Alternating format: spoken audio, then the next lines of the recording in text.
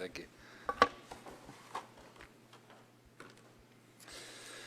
Good afternoon, everyone, and thank you for being here. We don't have Dr. Cantor with us today. He's taken, I think, some well-deserved time off. But we do have Dr. Dawn Marcel, who is with the Department of Health, and she's the Regional Medical Director for Region 2, which is centered here in the capital area around East Baton Rouge Parish. So she will be here in Dr. Cantor's stead, and she'll give you some updates in just a few moments and take your questions. But we are also today joined by a very special guest, Nurse Carla Brown. She has vaccinated 994 individuals throughout the community for COVID-19. She has a very compelling story. Her husband passed away in July from COVID, and she's made it her mission to vaccinate as many people as possible so that others don't have to experience the loss of a loved one the way that she has. And she has a very unique story about how she is engaging the public and administering these vaccines. And so we're going to start with her, and she's going to come up and share a bit of her story with you, and then I will come back on the backside of that, and then Dr. Marcel will come up. So come on up, Carl. Thank you.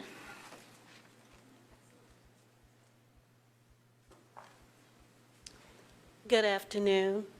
Thank you, Governor, for inviting me, and to everyone that's present. My name is Nurse Carla Brown. My story is what brought me here today.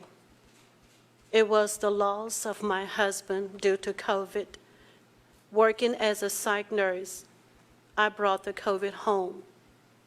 My husband has survived cancer 2 times, a gunshot wound to the head when he was young, only to succumb to a virus that I brought home.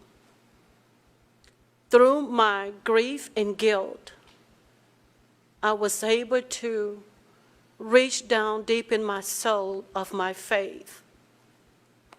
And I pledged to David that I would do my best not to let his death be in vain. I started a door-to-door campaign, knocking on doors, educating as many people as I can that this was not a hoax. This virus is real, and it crosses all boundaries. Began educating, and then after I looked at some data. Well, let me back up. I was working as a psych nurse, and so now I'm working as a hospice nurse. And some would say, well, that's too far on each continuum, but I celebrate life, but I want to ensure that any person that died working under our care have a dignified, peaceful death with loved ones and people that care for them. I was not able to do that with David. Out of all of the things he went through, because of the COVID restriction, my husband died alone. So now, yes, there is a campaign, and I'm pleading with every American, please get the vaccine. We are there to give you true data. You must understand this vaccine was made to save us. The young, the old. It is important. Through the help of Mayor Sharon Weston Broome, who helped also expedite our legal status of registering to receive the vaccine, I was able to team up with Paul Bartolone Pharmacy. So now we are doing receive the vaccine. Once we register them, we come back and give them that vaccine. And we will come to wherever the call is. We will go to your job, your home, wherever you're at. So there's no more excuse that the vaccine is not available. Through the help of the governor and Mayor Sharon Weston Broome, the doors is open for we the American to receive this vaccine, 4th of July. This is a major holiday. Hear my voice. We are not out of this pandemic. We still need you to save your inner circle, save your loved one lives. I plead with you in my closing, please get the vaccine. They will give you numbers at the end of this session, who you can call at this time. And I do thank you for hearing my voice.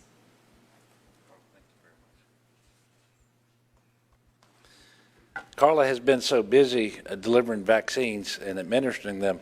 I really wanted to have her here to tell her story a few weeks ago, but we were finally able to get her to slow down long enough and come tell her story because I think it's important that the people of Louisiana hear firsthand from people who are out there on the front lines doing the grassroots work that she mentioned, going door to door, but also individuals who have that personal story about COVID and how devastating it can be to families, especially for families who lose loved ones to that disease. So, Carla, I thank you so much.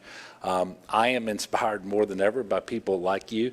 It's the healthcare workers who have been the biggest heroes throughout this pandemic.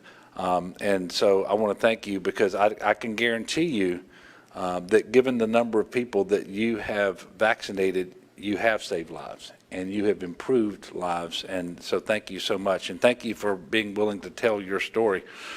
And I'm absolutely confident that Carla would love to give everyone their shots in Louisiana. That's not going to be possible. But she wants to get to 2,000 by July the 4th. The good news for everybody else is there's plenty of vaccine. There's more than 1,500 locations where you can receive your vaccination. And LDH is going to be doing more work to stand up efforts like the one that Carla is engaged in so that we make it even more convenient for people in their homes, at their place of employment, and at the time that they express a willingness to be vaccinated to actually receive that vaccine. We're also going to be offering some perks that come with your vaccine, in addition to the peace of mind and the good health that you can expect from the vaccination. The first is Shot for a Shot, which is the partnership between the Louisiana Office of Alcohol and Tobacco Control and the Louisiana Restaurant Association. So using your vaccine card or your LA Wallet digital copy proof of vaccination, this month in June you can receive a free drink, non-alcoholic or alcoholic, at certain participating restaurants and bars within 7 days of receiving your shot. So please kick off the summer with a refreshing beverage while also supporting our local restaurants and bars, but you'll do that by getting vaccinated. And by the way, you may have seen it where Budweiser announced that it's going to give away beer to individuals once the country reaches President Biden's goal of having at least 70% of Americans at least partially vaccinated. So appreciate the folks at Anheuser-Busch for doing that. We're already giving you a free drink here this month in Louisiana, as I just mentioned. So let's be good neighbors. Get your shot, and then if you're so inclined, then you can get your drink and get a beer later. And as always, enjoy responsibly. The next perk that I'm excited to announce today is free entry into all of Louisiana's 21 state parks and 18 historic sites through July 31st. This offer is made available to everyone who has been vaccinated, and it matters not when you received your shots. So I want to thank Lieutenant Governor Billy Nungesser and his team for working with us to make this possible. And there are new and improved facilities across the state of Louisiana, and there's never been a better time to get out and take advantage of Louisiana's beautiful state parks. So whether you like to hike or bike, paddle, tube, swim, just enjoy the peace and quiet of nature, there really is something for everyone at our state parks. Many of these parks also offer splash pads for kids. So please visit lastateparks.com for a full list of sites. These perks are part of our Bring Back Louisiana Summer Initiative, and stay tuned for more incentives and rewards that will be offered in the near future. But please don't wait for the next incentive to be offered to get your shot. You're going to get the numbers here in just a moment, and it reinforces what Carla said a moment ago, and that is that we are still in a pandemic. We have people contracting the virus every day, getting sick every day, going to the hospital every day, and unfortunately dying every day. Thank goodness it's in smaller numbers than we were reporting just a number of weeks ago, but it's still significant. And so please don't wait to get your vaccination. Do that just as soon as you possibly can. There are a number of national reward programs that you can take advantage of with proof of vaccination. So I would encourage you to visit vaccines.gov/incentives to see a list of those. And if you go to vaccines.gov, you can put in your zip code and actually find out which of those 1,500 locations you're closest to. And you can take advantage of those locations and the phone numbers and contact information that you'll get to actually make an appointment. So let's step up and be vaccinated so that we can all be protected and enjoy the summer. You're going to hear some information from Dr. Marcel in just a moment on the status of our vaccination program. And while we continue to be encouraged, more people are being vaccinated every day. Quite frankly, the uptake is not what we would like it to be. And so we would certainly want to do better. She'll give you the news, but we're at basically 32% of all eligible Louisianans are now fully vaccinated. 72% of those 65 and older are fully vaccinated. And there's a lot of shots that have been given out, more than 3 million. But quite frankly, we still have a lot of work to do. If you have questions, you want to talk to a medical professional, and you need help to schedule an appointment, if you're homebound and want someone to come to your home, please go to the vaccine hotline. Call 1-855-453-0774. You can also, again, find that list of providers at vaccine.gov. And just a reminder to you, the vaccine for COVID is free.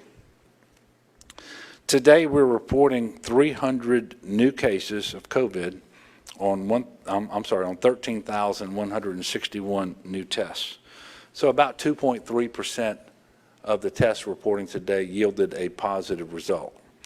Unfortunately, we're reporting 10 new deaths over the last 24 hours, and that brings us to 10,605 deaths since the start of the pandemic here in Louisiana.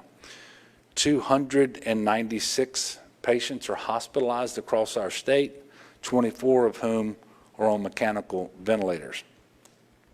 So I'm going to ask Dr. Marcel to come up now and share some additional information with you. As we always do, if you've got questions for Dr. Marcel, please ask them, and then when she leaves the podium, I'll come back up, wrap up with a few additional remarks, and then take your questions. So Dr. Marcel.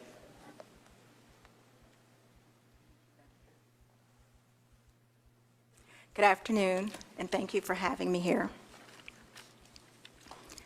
And thank you, Nurse Carla Brown, and thank you for sharing your story with us, and thank you for all of the work that you do and have continued to do here in Region 2, which benefits us as well as the state. And I'd like to note, in addition to honoring her husband, Mr. David Brown, that there are 10,604 flags in front of this Capitol to honor each life of every Louisianan who has passed as a result of COVID. You have heard the numbers that Governor Edwards mentioned for our current hospitalizations and new cases. And as we look at new cases, we continue to monitor, and we are pleased to say that currently, for the last 2 reporting periods, our percent positivity statewide is less than 5% at 3.2. And while the preferred ideal number is 0, less than 5 is pretty encouraging, but we do still have some work to do. Over the last 2 weeks, statewide, Hospitalizations per capita have continued to decrease, and our epidemiologic curve, which demonstrates the number of new cases, has continued to show a downward trajectory for the last 3 weeks, the last 22 days. And so those numbers are very encouraging, but we still have to stay vigilant because, as previously stated both by Governor Edwards and Nurse Carla Brown, we are still in a pandemic. Of the tests that are being conducted in the state of Louisiana right now, we find that the largest number of cases, the largest group, is in our 18 to 29-year-olds. And so we do continue to ask all people to stay vigilant and consider vaccination. As we look at the number of new cases, we do analyze specimen for the presence of variants. And here in Louisiana, we do have an established presence of the UK variant, B117. Our percentage of that is 78% compared to 73% nationwide. We do believe that the vaccine gives coverage. This is a very transmissible variant, but we do believe that protection is provided, and it's another reason to consider vaccination. We also have a small percentage, 3% of the P1 or Brazilian variant here as well. There are B1B617 cases that are here, the Indian variant, but they are too few to register a significant percentage, but we do want to make note so that people will continue to remain vigilant. On a different note, I'm pleased to say that we are over the 3 million mark in doses administered.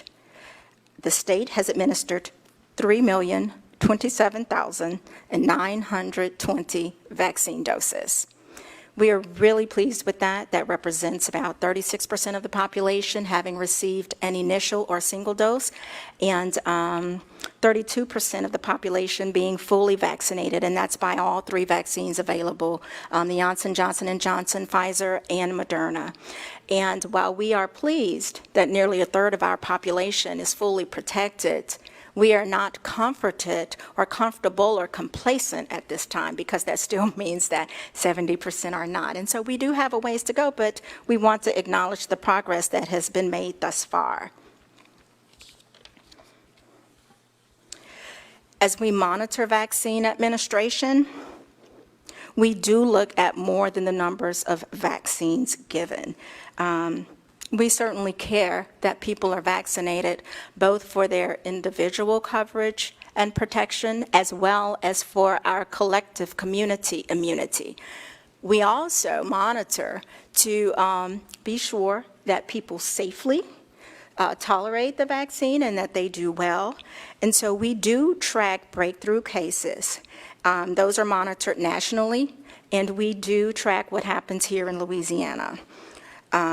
Nationally, of people who have been fully vaccinated against COVID, 2,298 hospitalizations were reported, about 1,700 of which were attributed to COVID, meaning some people who were fully vaccinated were admitted, but not all admissions post-vaccination are COVID-related.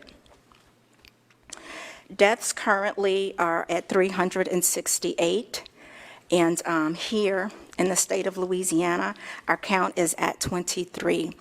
And while every life counts and one is too many, percentage-wise, looking at the rate, that is far less than 0.05. That is a percentage that represents 0.002% of all people who have been fully vaccinated here in the state of Louisiana. In closing, I would like to continue to encourage people to consider to get vaccinated. Those of you who are not, please look at the data. In the same way that misinformation goes viral, let's let the facts go viral. If you have questions, ask. Ask reliable sources. Go to ldh.la.gov, cdc.gov. If you have a primary care physician or provider, by all means, please ask your physician, even if it's a specialist. It doesn't have to be a primary care physician, but if you have a trusted physician, nurse, nurse practitioner, physician's assistant, someone in the healthcare community who can answer your questions. By all means, do ask. The more information, we believe that the better decision you will be able to make for yourselves and for Louisiana. I would like to mention lastly that there is a COVID vaccine hotline. That number is 855-453-0774. Again, that number is 855-453-0774.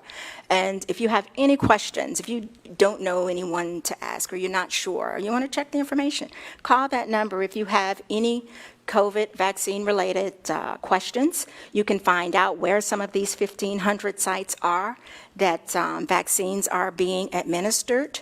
And if need be, they can help you schedule an appointment. That can be a long number. You can call 211, and they can connect you to our COVID vaccine hotline. But there is access. Access should not be a limitation, and even if that's a problem, make that known as well.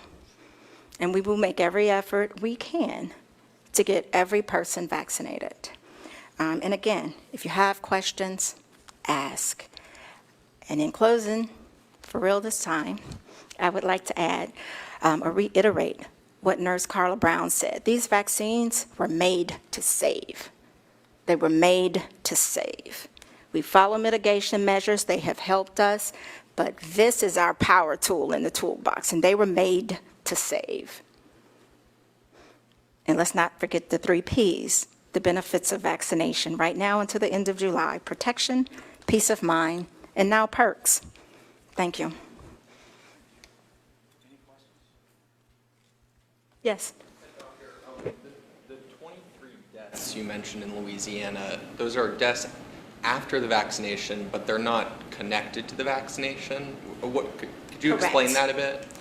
You just did. They are deaths. There are 23 deaths, 0.002% of the total number vaccinated, and they are people who did not die in that immediate window in a direct adverse vaccine reaction. Like they didn't get immediately anaphylactic and die as a result of the reaction to the vaccine.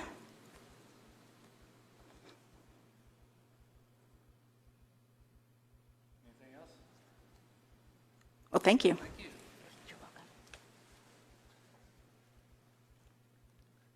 Thank you, Dr. Marcel. Appreciate your work and all the work that's taken place by people at the Department of Health and all of our partners across the state. Just a few more items to update you on. The first is flood recovery. Yesterday, President Biden approved my request for a major disaster declaration for the severe weather, the rain, the flooding that occurred in mid-May, and I certainly want to thank him for his swift response to that request. The parishes that are now eligible to receive federal aid under that declaration are Ascension, Calcasieu, East Baton Rouge, Iberville, and Lafayette. For those people in other parishes, if you have received damage, then it's important that we know about that because we do have the ability to at least request that additional parishes be added to the list that already is in the declaration. And so we can amend this over time. So residents and business owners who sustain losses in the designated parishes can begin applying for assistance by registering online at www.disasterassistance.gov. They can also call 1-800-621-FEMA. That's 1-800-621-3362.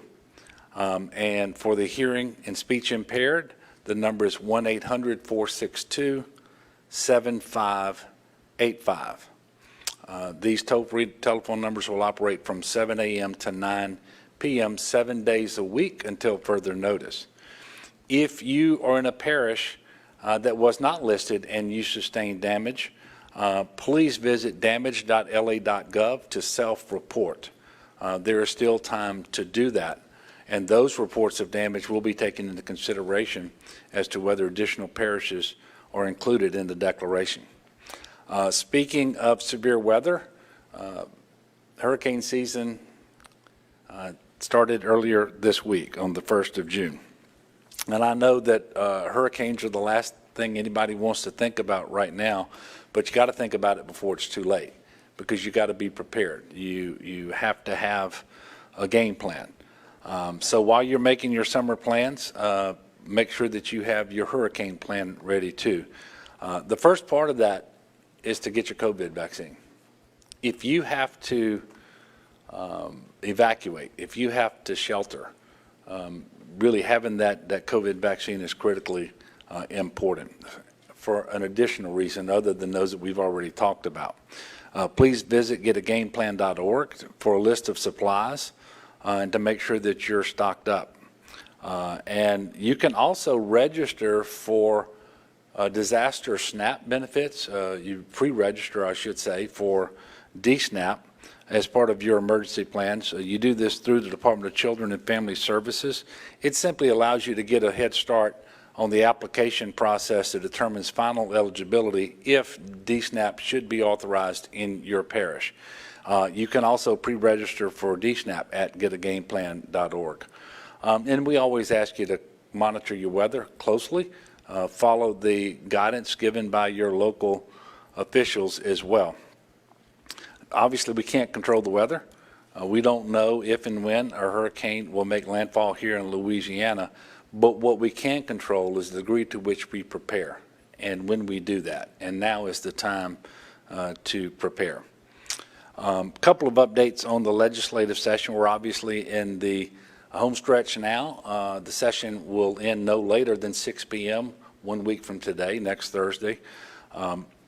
The legislature has passed the budget, and it is still being reviewed here in the governor's office and principally at the Division of Administration.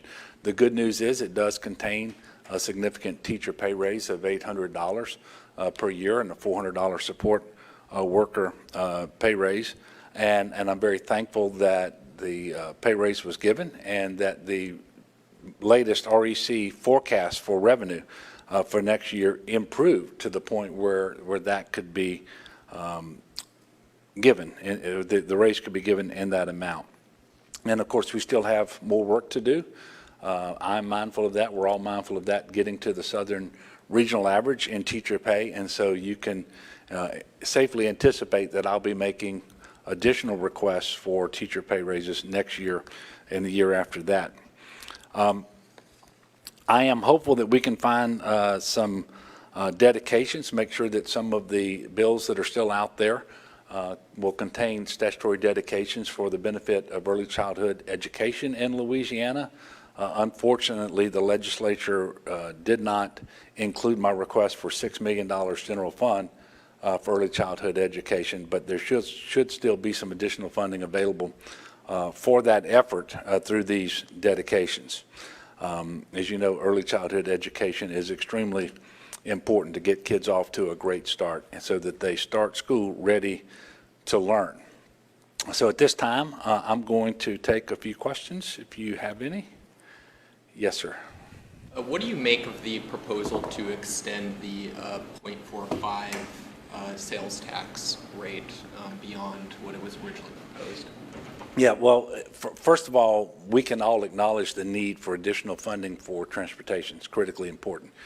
I think we've waited for the Easter Bunny to bring roads and bridges long enough. That's not going to happen. But the devil, as always, is in the details. And if the bill gets to me, I'll certainly take a look at it. I would want to be in a position to support it. For example, I want to make sure that we're not diverting funds away from the general fund before 2025, which is when the 0.45 is set to expire.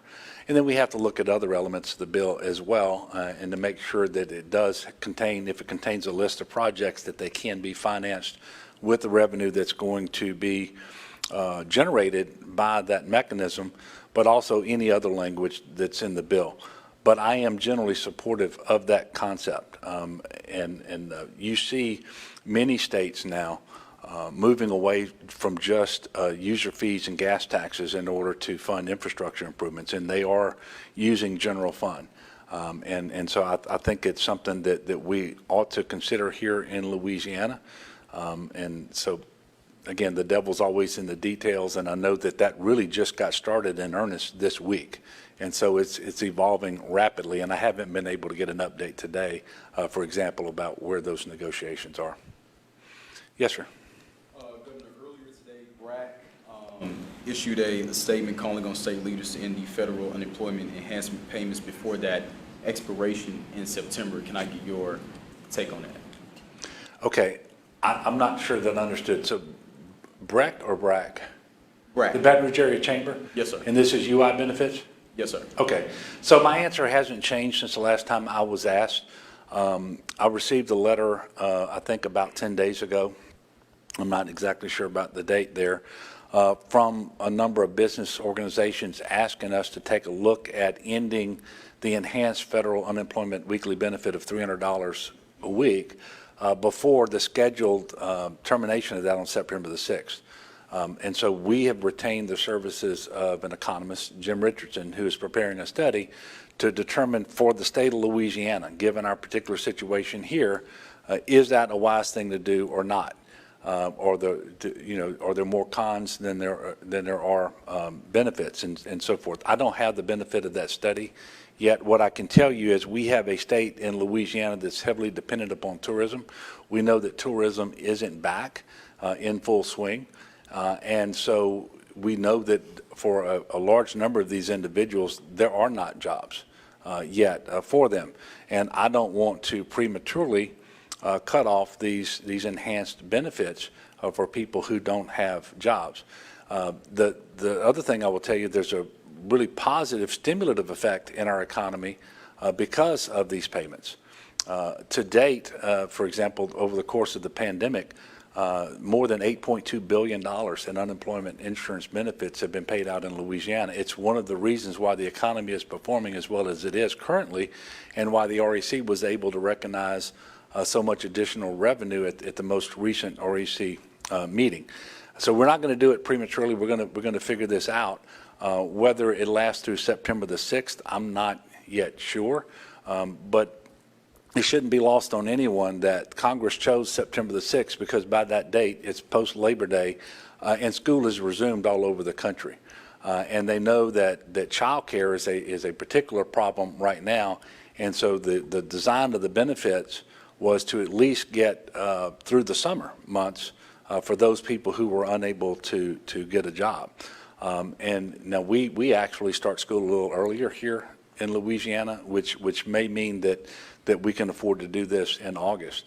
I would like to remind everyone too that while at the outset of the pandemic, we waived the work search requirements in order to qualify for unemployment insurance, many months ago we reinstated that. So any individual who is currently drawing unemployment has to meet those work search requirements and show that they are trying but unable to get a job. So I don't want anyone to be unmindful of that as well. But I don't have an announcement for you today. I need the benefit of the study that we've commissioned, and hopefully within the next couple of weeks we'll be able to make a decision.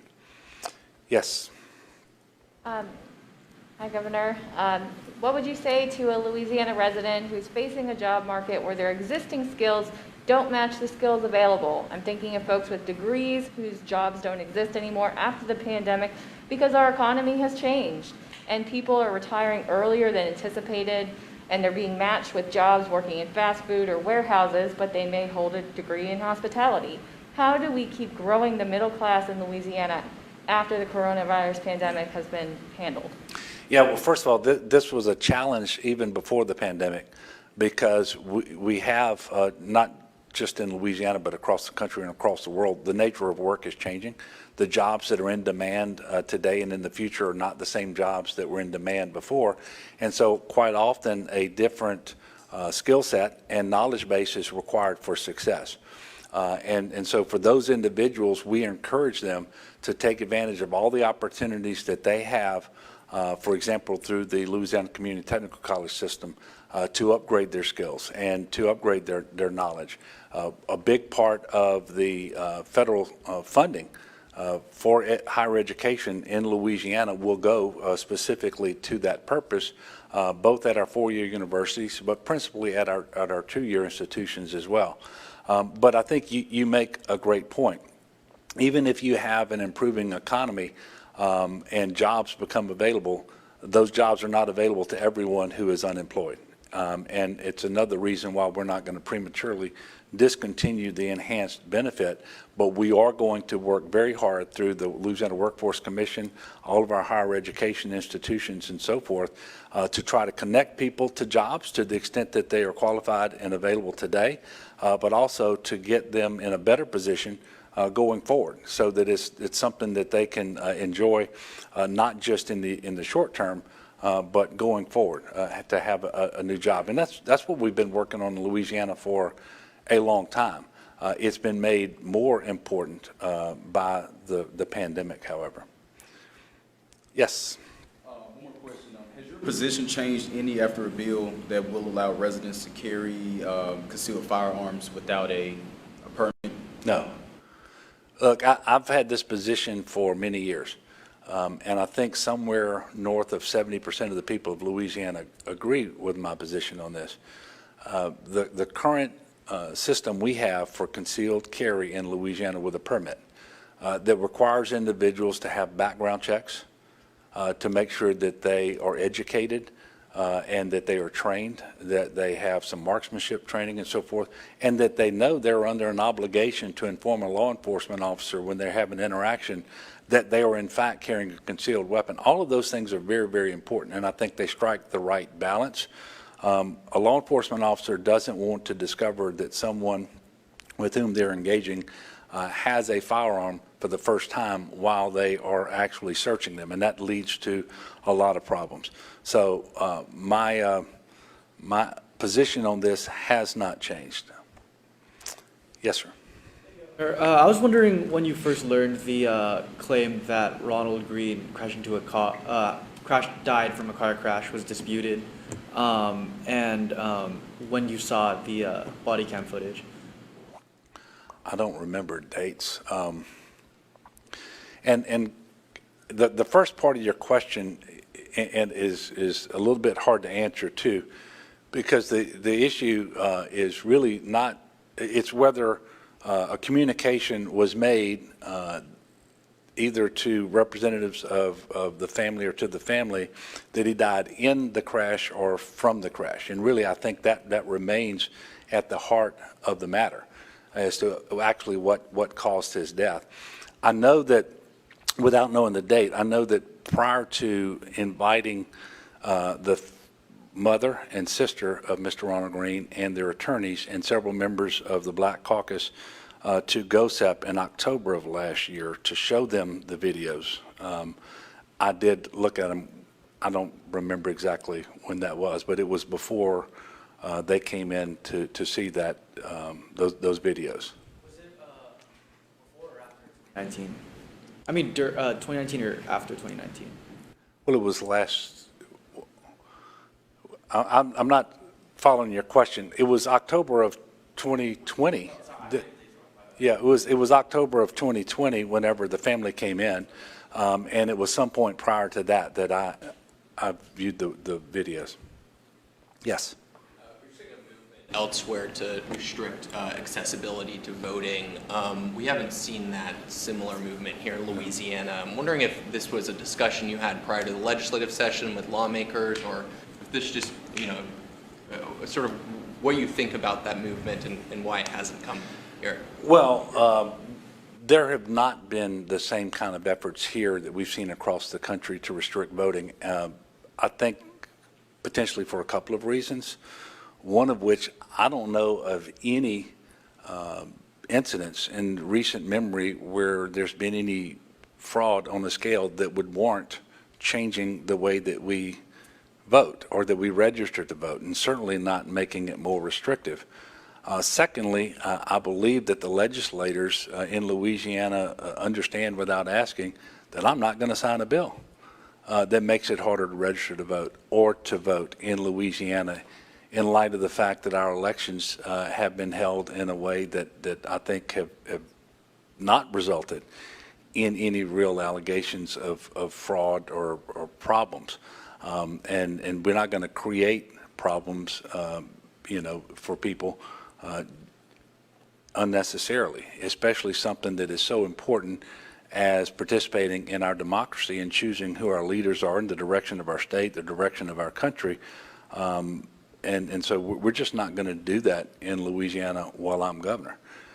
And I'm gratified that we don't have a lot of bills that have been filed that have that as their principal goal.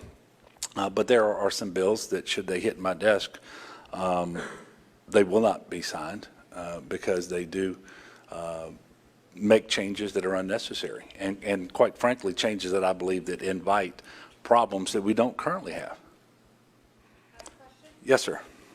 Governor, here we are more than a year later. We have over 3 million COVID-19 vaccines that have been distributed.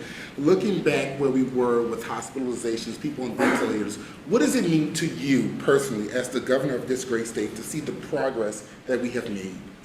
Well, look, I am so gratified that we are where we are, knowing that we're still in a pandemic and knowing that we still have a lot of work to do.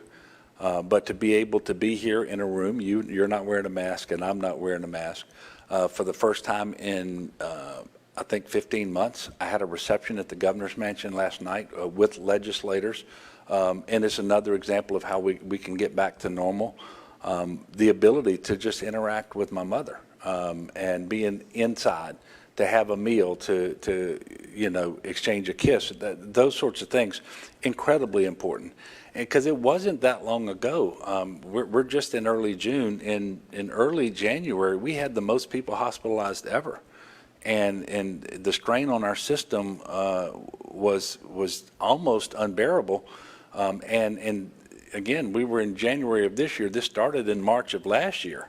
And quite frankly, I was worried that we might be at the breaking point in terms of our healthcare delivery system. I mean, the stamina of our healthcare professionals and so forth. So to see us doing so much better now, and to know that it is because of the vaccines, I am very thankful for science and for the researchers and the doctors and the people who made the vaccines possible and have them in such large numbers. But we should all remember that the vaccine by itself is insufficient. It takes vaccinations.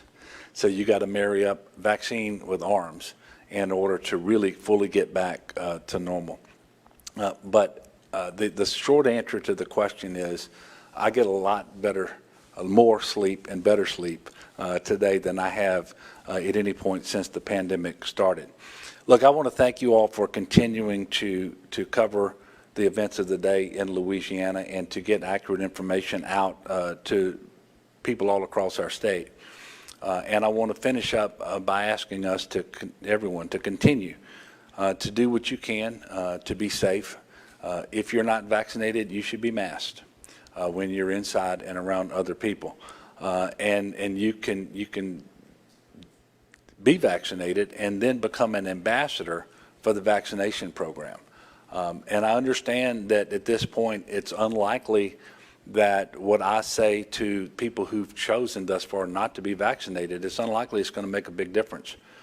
So I'm asking those people, reach out to your doctor, reach out to your pastor, have those conversations, have them with your family, and get good, reliable information. And we can make that available to you if you don't have that doctor-patient relationship. So let's get back to normal. And as always, let's be a good neighbor to one another. I look forward to speaking to all of you next week. I think that will be at the conclusion of the session. So sometime shortly after sine die, which will likely be about 6 o'clock on next Thursday night, we'll be back here with another press conference and a wrap-up of the session. Until then, everyone, please be careful. Thank you again. I look forward to seeing you next week.